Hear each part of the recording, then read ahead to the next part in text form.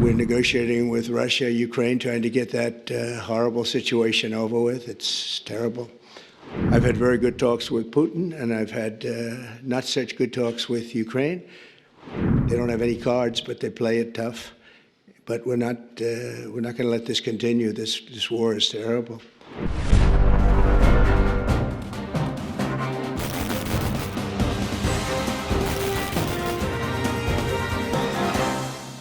Would Palestinians have the right to return to Gaza if they left while the rebuilding was happening? It would be my hope that we could do something really nice, really good, where they wouldn't want to return. The U.S. will take over the Gaza Strip, and we will do a job with it, too. Just can't go back. If you go back, it's going to end up the same way it has for 100 years. We have, at long last, arrived to the period where, after a year of gaslighting us and telling us that wasn't happening, like everyone just smearing us in the media, calling everybody anti-Semitic who noticed that an ethnic cleansing was taking place, we're just now getting to the point, which is an ethnic cleansing is going to take place. We're going to just move millions of bodies.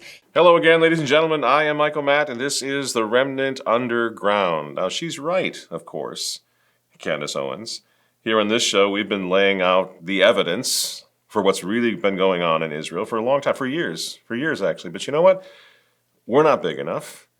Candace Owens isn't big enough. Nobody on the face of the earth today is really, truly big enough to get the truth out, to penetrate hands down, the most powerful media propaganda machine in the history of the world. So if you don't get it yet, if you don't understand what's happening, and you feel you're seeing things on TV that are very scary, pictures of guys in black pajamas, Hamas doing terrible things, and you're unsure.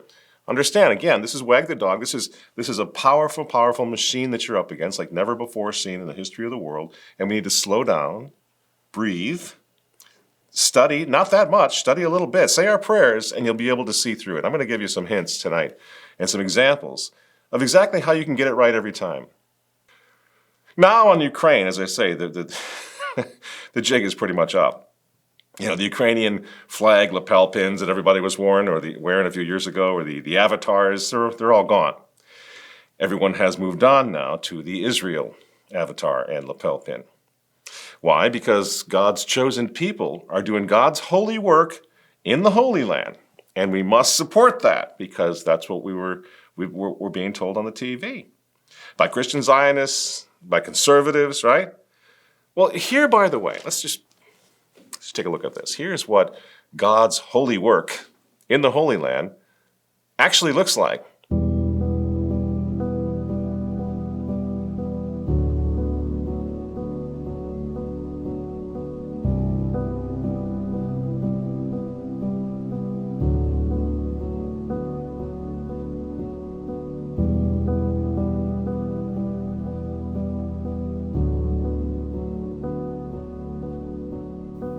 Now, can you imagine for just 1 second living there? Can you imagine trying to raise kids there? Can you imagine going to bed at night? Now, we don't have time to go into the just war theory. The church is teaching on just war theory, but I would encourage you to go to remnantnewspaper.com and read David Saunier's piece on this, where he talks about this. Something like this is completely disproportionate, friends. You cannot continue to go back to October 7th and say, well, yeah, but, right? On its face, we're going to get into the history of what happened before October 7th here in a second. But you can't do this. It's against the moral theology of the church to take out civilians like that, to be disproportionate like that. Literally violates the church's teaching on just war. So these are the Jewish people doing this. I'm not even talking about that. I'm talking about us writing checks to support this, giving them a pass on this. No, it's got to stop, friends. It is intrinsically evil what's happening there. Well, if this is not enough, what we just saw for some in this audience, you know, they still look at it and they still say, well, it's justified. And do you know why they say it's justified? Because they don't know history. They think it all started on October 7th, 2023, friends. And we can fix this. We can fix it tonight. We've been working on it for the past few months down here in the underground, the shows that we're doing. Those of you who do not know history, any of us who do not know history, are doomed to repeat it. The nice thing is, with the internet, it's very easy to learn history. People are working hard to expose this, right? We just saw Candace Owens at the top of the show. Lots of people like that. Even more mainstream, Tucker Carlson, trying to expose what's going on here. So it's not even that hard to educate ourselves in the history, the very recent history, so that we don't have to be doomed to repeat it, right? Now, this thing in Israel started a long, long time ago, friends. And if you don't know exactly the details of it, then you have to just have the wisdom to hold your tongue when you're looking at what they're telling us on TV. Hold your tongue a little bit and say, gee, I wonder what the whole story is. That's all I'm asking. In fact, we could call this program tonight the rest of the story, the whole story, the big picture. Because that's all you got to do. I wonder what the rest of the story is. Because the thing in Israel, what goes back a long, long, long time, 100 years, century or more, when the powers that be in the world decided to sort of cut up and colonize the Holy Land and set up a Jewish state, okay? Now, depending on your point of view, that was either a very, very good thing or it was something not so good, right? I'm not making a moral judgment about that. I'm just saying that's how far back it goes, 100 years or more. And we talked about this a few shows ago that where St. Pius X, Pope Pius X was approached way back in 1904 about supporting, blessing, and approving the Zionist project of cutting up the Holy Land and making a Jewish state. Pope St. Pius X said, no, we can't do that. So what I'm hoping can happen tonight, asking you to do is to recognize how far this thing goes back and to recognize that we're a little bit ignorant about it all, and then to try to find out who's behind it before we decide that what we're seeing today is justified.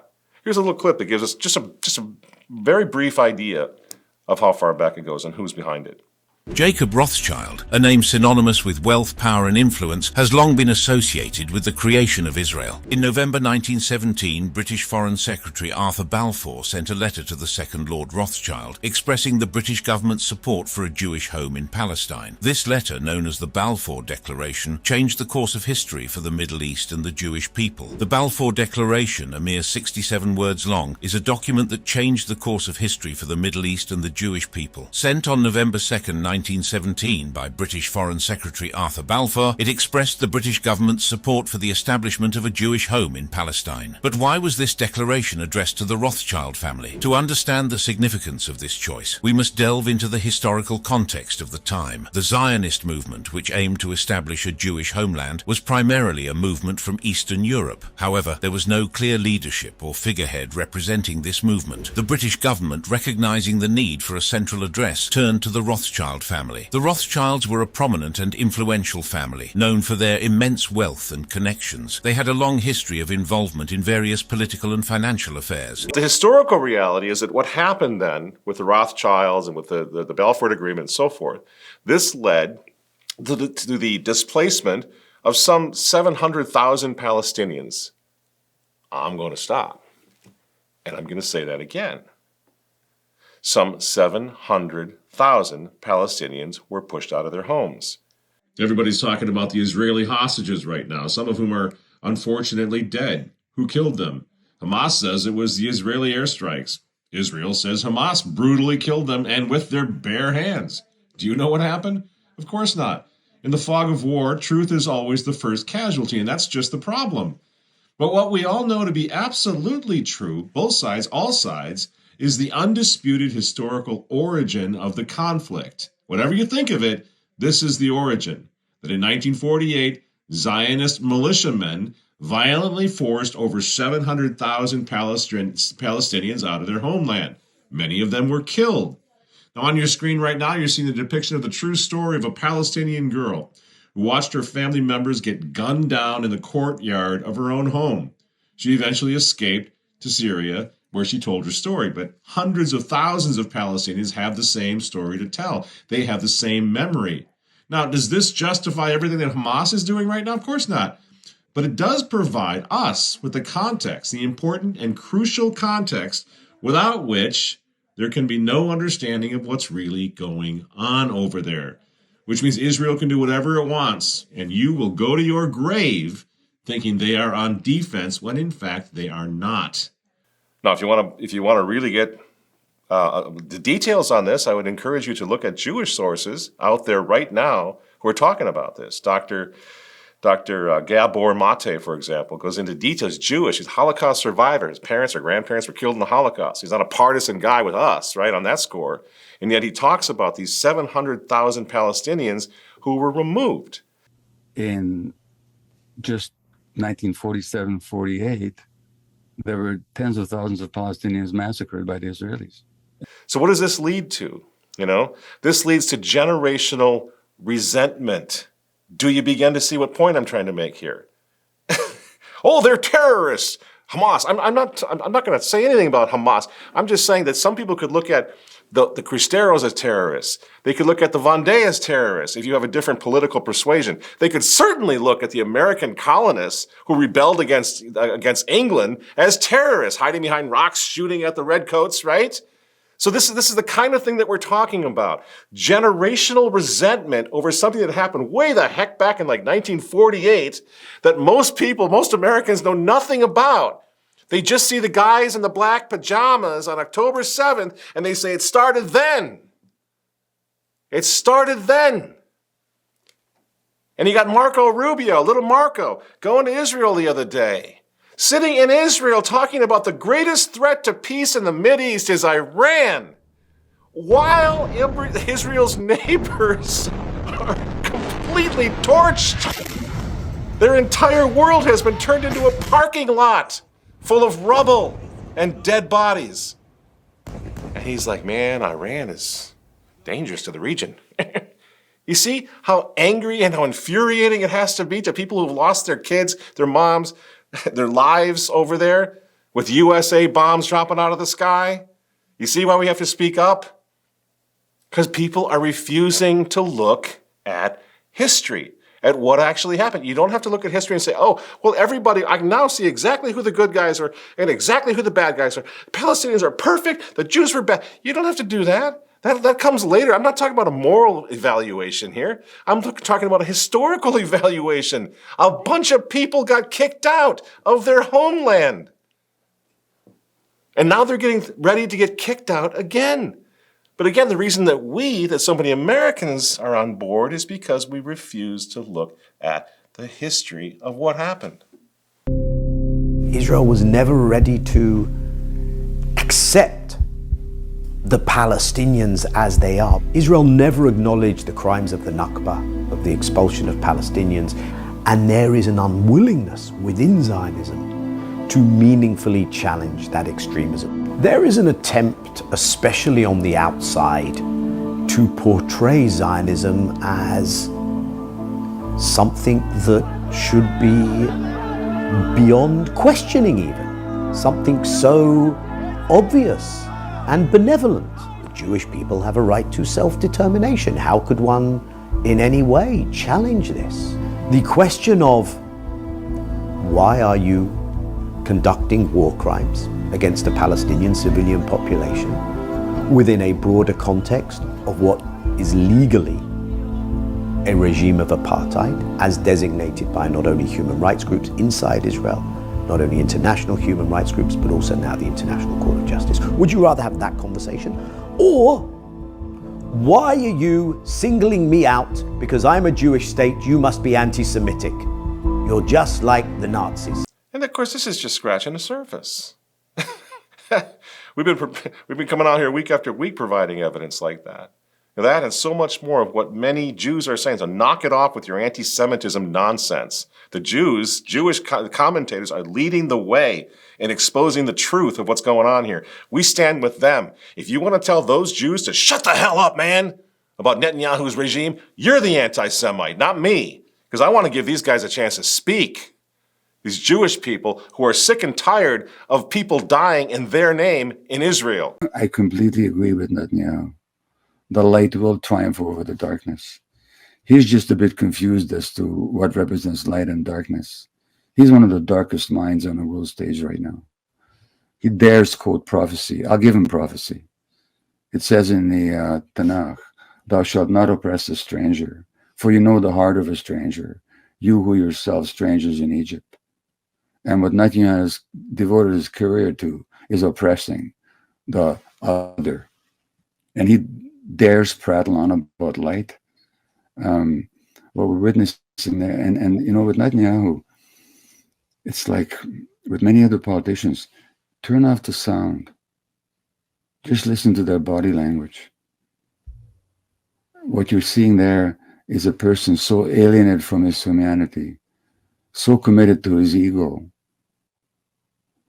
that, as they say in Hungarian, whatever he says, not even the opposite is true. It's so false, not even the opposite is true. And yeah, Bibi, the light will triumph. These Jewish people, they know the history. They've taken the time to study the history. They understand the resentment that I'm talking about, and the anger, and the injustice that the Palestinians feel. They don't think that October 7th was fine and dandy and just terrific. No, but they get it. They understand that that kind of thing is inevitable. If somebody doesn't come up, some adults don't come into this room and try to do something to establish peace, right? But guess who's getting in the way every time? Right now, who's getting in the way mostly? The Christian Zionists, who believe that a two-state system over there would be offensive to the God of Abraham. And why do they understand that, these Jews? Why do they understand the resentment, even when their own people, some of their own people are suffering for the retaliation? Why do they understand the resentment? It's the same answer, because they know the history. But let me give you an example of how this always works, especially with the media. Our country was torn apart by what a few years ago? By the Black Lives Matter riots. Remember? Parts of my city, Minneapolis, were literally burned to the ground. The whole world looked at that incident, looked at what was happening to my little town here. And why did that happen? That happened because we were only allowed to see the last part of the movie, the last chapter in a book that was much, much longer than that. We weren't allowed to see what happened before the cameras came in. Now, when you see, and that video is basically using the witnesses of lawyers, of police officers, of experts in the city of Minneapolis, when you see what happened, when you see what they didn't want you to see, when you see the level they went to make sure the city, the country, and the world never saw what led up to that horrific moment when George Floyd finally died, right? Or he was lying on the ground beneath a police officer. When you see what led up to that, you can't believe it. And when you see how the people, the officials, all the way from the governor on down, lied through their teeth about the whole thing, you go, oh my gosh, is that happening everywhere? There still are things about what happened in Minneapolis, the Floyd incident, that they don't want us to see. They don't want us to see what was going on with George Floyd before the clip that we all saw, that the whole world saw, before that came on the TV. Because if we'd seen that, the rest of the story, the police body cam footage, if we'd seen it, well, our city would never have burned, and there would be lots of beautiful statues still standing all over this country. But again, we were not allowed to see or hear the history of who and what the criminal Floyd actually was and what had happened 20 minutes before that clip, that camera came on that day. What led up to this poor fellow's horrific and very much drug-induced death? They kept that from us so that we would simply react to the horrible thing on TV. And we reacted to it for years after. People's lives, politics, everything changed. That's a powerful tool. That is a powerful propaganda tool, right? So yeah, defund the police, baby. Look what they did to George Floyd. But again, do you see the pattern? Do you see the pattern? Now, in a minute here tonight, we're going to look at what I was saying down here when the Ukraine-NATO war, when that propaganda started up.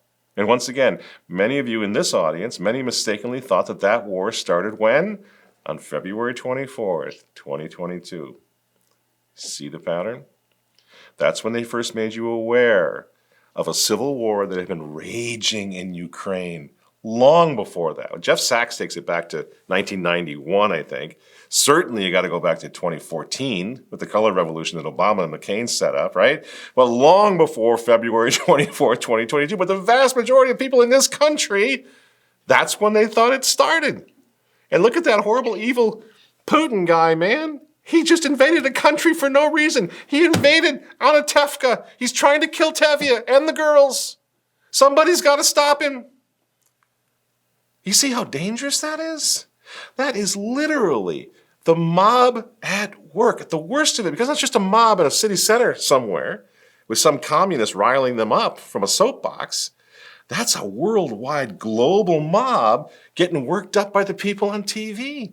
When that mob gets fired up, they can do whatever they want. They have triggered and empowered and weaponized the people of the world to act in unison. That's why I say the world has never seen anything like this before. All right? So everybody thought February 24th, 2022. That's when it started. Because that's what they told you on TV. And of course, because they didn't want you to know the rest of the story. They didn't want you to know everything that had led up to that moment that you first got to see the thing on TV. And now, just about everybody who's awake is admitting what we were saying down here 3 years ago. This is not an attack by Putin on Ukraine in the way that we are told every day. This started in 1990, February 9th, 1990. James Baker III, our Secretary of State, said to Mikhail Gorbachev, NATO will not move 1 inch eastward if you agree to German unification, basically ending World War II. And Gorbachev said, that's very important. Yes, NATO doesn't move, and we agreed to German unification. The U.S. then cheated on this, already starting in 1994, when Clinton signed off on basically a plan to expand NATO all the way to Ukraine. This is when the so-called neocons took power. Yep. How do we know? Well, I told you at the time how we knew. That's exactly what we were. How do we know? Because the folks on TV were telling us what was going on, and you know that's a lie. So 3 years ago, we're like, yeah, okay, that's another lie. That's not going to end well, and it hasn't. And we were called Putin lovers and everything else, un-American, all as I just said. 3 years later, everybody calmed down. The mob got calm. We have something else to think about now. And today, the President of the United States is out there completely vindicating those of us who stood against that lie 3 years ago. He says that President Zelensky refuses to have elections, is very low in Ukrainian polls. He's claiming that President Zelensky has about a 4% rating. Polls suggest it's 57%. He goes on, the only thing he was good at was playing Biden like a fiddle. He then calls President Zelensky a dictator without elections. Zelensky better move fast or he is not going to have a country left. Yep, that's right. Just as we were reporting 3 years ago about Zelensky. President Trump is increasingly aware that Zelensky is simply a crook and a criminal. I think probably, Musk and others have probably told him about the billions of dollars stolen that have now shown up in bank accounts outside of Ukraine. Exactly. And that's the way it always was. Zelensky was always a fraud and a criminal, you know? And people were saying, I remember a bishop. There was a bishop. What was this guy's name? A bishop in D.C. or Baltimore or something? Who said that Zelensky, I wish we could find that clip. He said, Zelensky is a man who is naturally teaching Catholic social teaching. Do you remember this guy? He went to Davos. I can't think of his name, but Walter, I'm sure you can dig it out. Went to Davos and said, Zelensky is a lot like Thomas Aquinas, and he's Catholic. He's a Catholic social teaching guy. He's a bishop. And meanwhile, the Ukrainian Catholic bishop here in the States, Archbishop Boris Gudziak, I think they pronounce his name, is teaming up with Biden's Secretary of State, the insufferable Tony Blinken, lighting candles in a church and unconditionally backing this guy Zelensky. First point, I was asking for the State Department and the U.S. to encourage European countries to respond positively to President Zelensky's request that Ukraine become a member of the EU. President Zelensky has been a student in this school. Unbeknownst to him, he's been a student in the School of Catholic Social Doctrine. I wonder where he is right now. And we're like, are you kidding me? But that's the extent to which, if you're not careful, you can be deceived. The bishop, His Excellency, was massively deceived. And as you'll see in a moment here, we were saying this about Zelensky, what Trump was. We were saying it again and again and again at that time, 3 years ago, that it was all a fraud, that it was all a lie. It was the work, the whole Ukraine NATO thing was the work of NATO, first of all, and it was the work of, in my opinion, really insane, mentally deranged, perhaps demonic globalist operatives such as George Soros. I set up a foundation in Ukraine before Ukraine became independent of Russia. And the foundation has been functioning ever since. And it played an important part in events now. And the godfather, by the way, as we've been talking over at RemnantNewspaper.com, the godfather of that New World Order has got his fingerprints all over this thing. Back in 2015, the Directorate of the Ministry of Foreign Affairs of Ukraine, she positively gushed her gratitude and her praise. One George Soros. Since 1990, no other private donor has traveled a longer distance in helping Ukraine. In total, she writes, George Soros has provided over $181 million in support of almost, get this, almost 17,000 civil society initiatives in Ukraine that were implemented by, get this too, thousands of activists throughout the country. A little girl that we just saw telling you that she's fighting for the New World Order, she's fighting to the death for the New World Order. Is she one of George Soros's activists that have been installed in that country? And this letter concludes, thank you, George Soros, for your openness to new ideas and for opening those ideas up to us, Ukrainians. Thank you, George. Together, we are many. So can you imagine the frustration when we were seeing things like that? We knew things like that were going on. We knew who was behind it, right? You're trying to wake people up and you get accused of horrible and ugly things. Well, it's the same that's happening in Israel right now. But for tonight's show, I want to use some of the past shows, use what they did to, and I mean that, what they did to us, how they deceived people, the lies that they told about Ukraine, for example, that ended up not only with us being deceived and many of us ponying up money. Some people's kids went running over to Ukraine to become freedom fighters for this lunatic Zelensky. Not only that, but it ended up with the deaths of hundreds of thousands of young Ukrainians, young Russians. Boris Johnson went over there, famously told Ukrainian kids, we got your back, guys. Come on, let's get out there and kick those Ruskies' butts, right? We don't have your fronts because you're all going to die, but we sure got your backs. I mean, that's a heinous thing. That's a heinous crime that Boris Johnson and the rest of these G7 leaders, G8 leaders did at the time to push these kids to go and fight a war they couldn't possibly win. What for? What was that war for? And why were we so into it? As Americans, why were we so much behind it? I hate to say it, friends, but I think in the absence of religion, Americans are very susceptible to sort of the virtue signaling thing. I stand with Ukraine. It's about me, isn't it? That little Ukrainian flag lapel pin, the avatar all over my social media, I'm doing something noble. It's like a religion. Look at me, look at me, look at me now. And the fact that look at me, look at me, look at me now is utterly clueless about what's actually going on doesn't seem to matter at all. They're just going to push for war anyway, convinced that they're on the side of angels because I stand with Ukraine. Friends, this has to stop. Don't you get it? You're being used if you fell into that. Used and abused and lied to. So let's take a crack at this next one. Let's be smarter about the one that's already raging, but not fully out of the gate yet. This one's the big one. It's the mother of them all. It's going to be World War III, very likely. Thousands and thousands have already died. Many hundreds of thousands more will die and we will be funding it with our tax dollars if we don't stand up and say something about it now.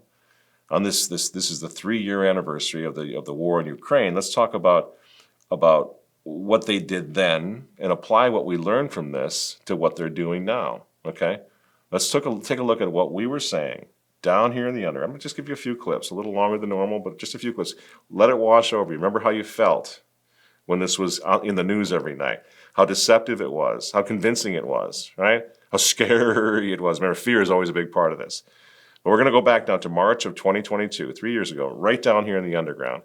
And then after these clips, I'm going to wrap up with sort of some moving forward, a game plan moving forward on Trump and Netanyahu and the next big thing, which is starting now based on genocide in Israel. But first, let's look at genocide in Ukraine 3 years ago.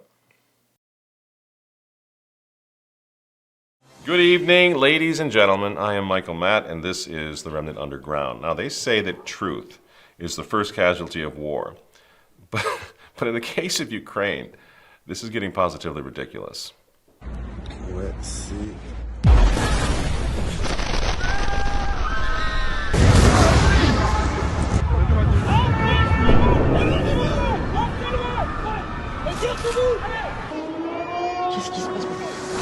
Oh, merde. Is it fake? Yeah. Yes, it's fake, and I'm not going to say obviously it's fake because it's not obvious. Looks pretty real to me. But it's being this clip is being disseminated by President Zelensky's government as part of the push to establish a no-fly zone over Ukraine, under the claim that this could happen to you, so stand with Ukraine now. Now this is unbelievable. Thankfully, it's backfiring, with critics arguing that there's way too much real fake news out there for us to start using fake news on purpose or something like that.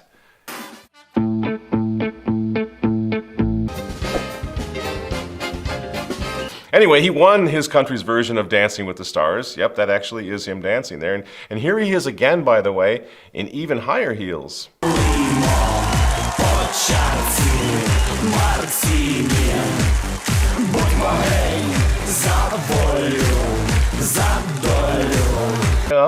Can you imagine Team Putin looking at that and just going, oh man, what is going on over there?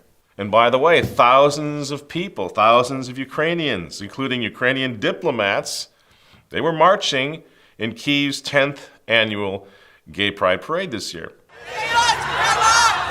In contrast to Soviet times, pride marches have been held in Ukraine since 2015. Police escorts are present thanks to President Volodymyr Zelensky's government, which backs free speech and assembly for the LGBT+ community. So, Russia evil. That's all you gotta know. And this according to the paragons of virtue and goodness, by the way, like Mark Zuckerberg and Soros and Schwab and Hollywood liberals like Sean Penn. Guys like Lindsey Graham. I admire the fact that you will fight for your homeland. Your fight is our fight. 2017 will be the year of offense. All of us will go back to Washington and we will push the case against Russia. It is time for them to pay a heavier price. Our fight is not with the Russian people, but with Putin. Our promise to you is to take your cause to Washington and make the case against Putin to the world. Americans are simply not going to go to war, to fight in Eastern Europe for these elitists in order to establish their new world order. But right now, it's a critical time because we know that we not only fight for Ukraine, we fight for this new world order for the democratic countries. Well, that's about all we heard for the past 2 years, wasn't it? Remember Hunter Biden, Ukraine, right? Very corrupt. Now again, it's not corrupt anymore. It's the fiddler on the roof. Everybody's sweet. They're wearing peasant clothes, and you can't question any of it. This is insane. Last night, we told you that the Biden administration is funding a number of secretive biolabs in Ukraine, labs that are conducting experiments on highly dangerous pathogens. And then out of nowhere, the Biden official in charge of Ukraine confirmed the story. Victoria Nuland, the Undersecretary of State, casually mentioned in a Senate hearing on Tuesday that actually, yes, the Biden administration does fund a series of biolabs in Ukraine. And whatever is in these labs is so dangerous that she is deeply concerned these materials will fall into the hands of the Russian military. And we have to make sure that whatever they do, it's done without our approval. That's how we keep our sanity. That's how we keep our thoughts our own.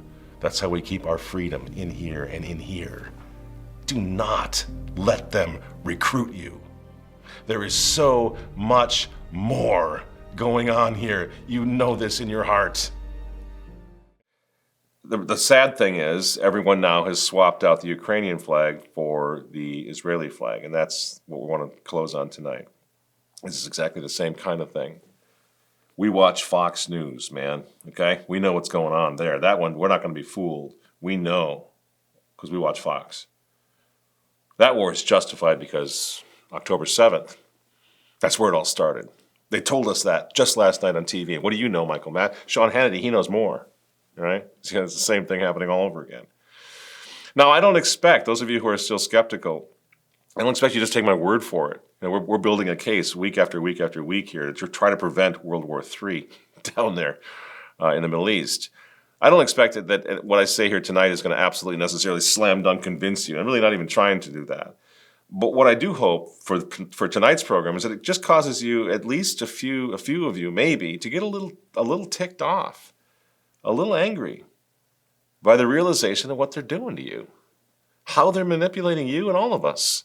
Department of Justice has issued a report on the death of Jeffrey Epstein. The report lays out in detail what it says are failures that occurred starting a month before Epstein died by suicide at the Metropolitan Correctional Center here in Manhattan. They're using us. They're treating us like morons, like absolutely crazy little children, gullible little children who are just going to buy it every single time, never going to wake up. Well, who likes that feeling? That's why they have so much power, because we empower them. We believe them. They're lying to us every single time. They're lying. And like as I say, in this case, you wait a couple of years, the President of the United States comes out and says, yep, they were lying to you. Doesn't take that long to get vindicated, to see the truth. But why don't we do it right away so people don't have to die? Now, I realize somebody's going to say, man, don't you get it? Trump's on board with them. Look at his son-in-law and his daughter, and he moved to the capital and Israel and Tel Aviv. And I totally get that. Trump is fully on board with Israel at the moment. And I think it would be very difficult for any American president to break that stranglehold. But as a guy who's always trying to be hopeful, it's no secret that Trump does not like Bibi Netanyahu. That's pretty obvious, In fact, some say that there really isn't a room big enough in the entire world to house those two gigantic egos at the same time. And eventually they're just going to tear each other in half. You know what? I kind of think that's true. They both seem like they wouldn't get along for very long if you left them alone together, right? And besides that, there's little hints. Remember when Donald Trump shared this video? This is the video of Jewish economist Jeff Sachs blasting Bibi Netanyahu. Trump actually shared this video on Truth Social. Check it out. They wanted the war all the time. They had to figure out how to sell the war to the American people, how to scare the shit out of the American people. It was a phony war. Where did that war come from? You know what? It's quite surprising. That war came from Netanyahu, actually. You know that? It's weird. And the way it is that Netanyahu had from 1995 onward the theory that the only way we're going to get rid of Hamas and Hezbollah is by toppling the governments that support them. That's Iraq, Syria, and Iran. And the guy's nothing if not obsessive. And he's still trying to get us to fight Iran this day, this week. He's a deep, dark son of a bitch, sorry to tell you. Because he's gotten us into endless wars, and because of the power of all of this in the U.S. politics, he's gotten his way. How do you share that one by accident? I'm not sure. I didn't know that's what he said. Didn't hear. It's not like it's a little meme that you just kind of, send along. I mean, he shares a long video of Sachs saying it. So I think that's a sign of hope. Bibi was not at the inauguration either. He wasn't invited. So there may be a chance here. But again, we have to speak up. I was very disappointed when I saw priests out there a couple days ago saying, Donald Trump doesn't know anything about IVF, so stop being critical of the fact that he's trying to, get taxpayer funding for IVF and all this. Like, what are you guys talking about? That doesn't have to happen, that IVF debacle. Well, IVF is, in a way, is worse than abortion, right? He wants us to pay for it. Well, I think that Trump might wake up there, but what he needs to do is he needs to hear from us. on this. The whole Catholic, the whole pro-life, the whole Christian world's got a roar protest against the IVF thing, right? It was so sad to see Catholic priests saying, no, he doesn't know anything about IVF, so shut up, man. Are you teasing me? Yeah, how about we tell him about it? There's still time. These executive orders, sometimes it takes as long as 6 weeks, 7 weeks, whatever, for anything to come of that. Let's speak up about that, right? And let's speak up also now about these lunatical Christian Zionists who are pushing Donald Trump into world war in the Mideast, while at the same time, the lunatical Jewish Zionists, secular Jews, are pulling Donald Trump to do the same thing. Because here's the question, and this is a question of human nature. Look at Trump. Does he look like the type of guy who likes to be pushed and pulled all over the place? Not really. So I wonder, maybe there's a chance this is just going to begin to kind of collapse, like the Ukraine thing collapsed, right?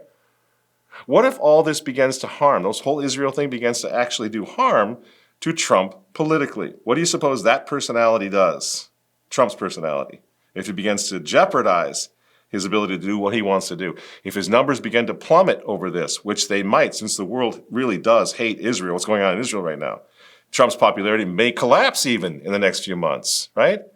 Is Trump actually, you think Donald Trump is the type who's going to tank his second term for Bibi Netanyahu?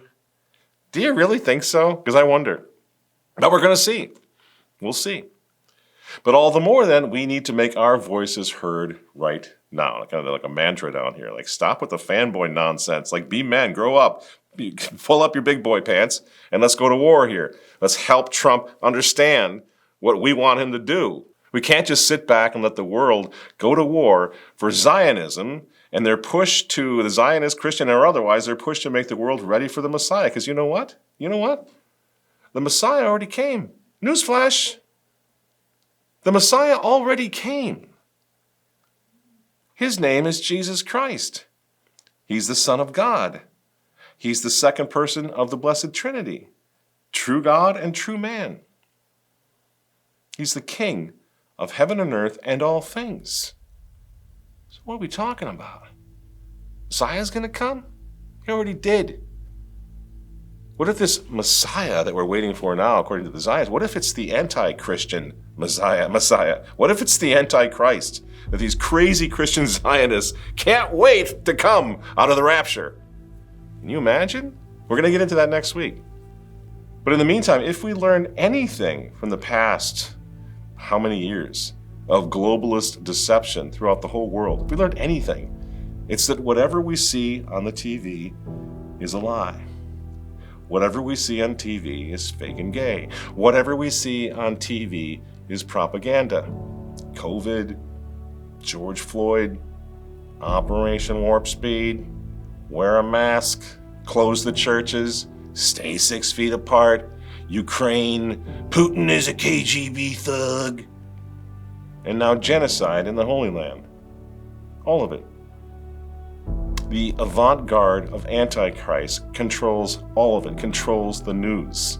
So friends, please, for God's sake, the sake of our country, and the sake of your children, do not let them control you too.